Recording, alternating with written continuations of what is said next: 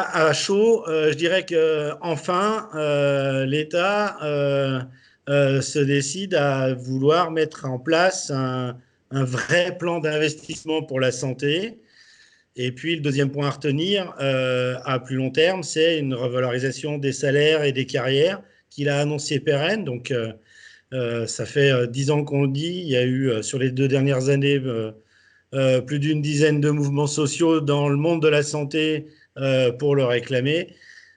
C'est triste qu'il faille attendre une situation comme aujourd'hui pour que ce soit entendu, mais tant mieux. Après, il y a un élément positif à court terme qui est qu'il a annoncé que les heures supplémentaires du personnel de l'hôpital seraient valorisées, ce qui est quand même un comble puisque dans la fonction publique hospitalière, les heures supplémentaires, contrairement notamment au droit du travail privé, jusqu'à présent, ils n'étaient pas valorisés, notamment quand on les récupérait. C'était 1 heure pour 1 heure, ce qui était fondamentalement scandaleux. Il semblerait que ça va s'améliorer.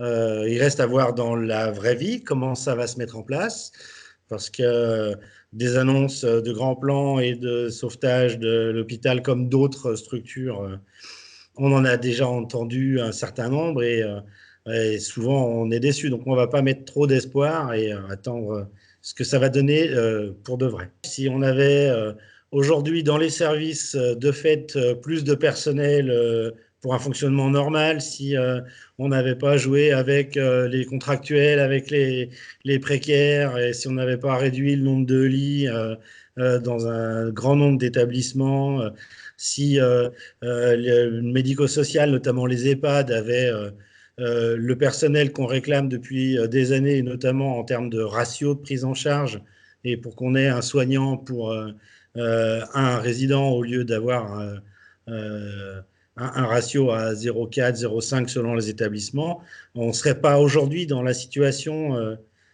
catastrophique de prise en charge parce que aujourd'hui, on voit dans les EHPAD, c'est très compliqué parce qu'il y a des mesures supplémentaires à prendre, donc ça aurait été de toute façon plus compliqué.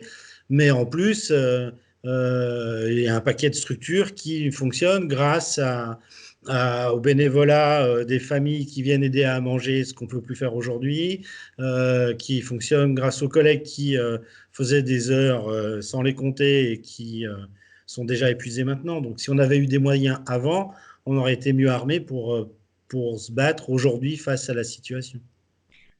Est-ce qu'une fois cette crise sanitaire passée, est-ce que vous avez le sentiment que ces annonces seront suffisantes pour recréer du lien entre les personnels soignants, le personnel de santé et le gouvernement? Ben, ça dépendra de ce qu'il y aura concrètement dans les plans annoncés.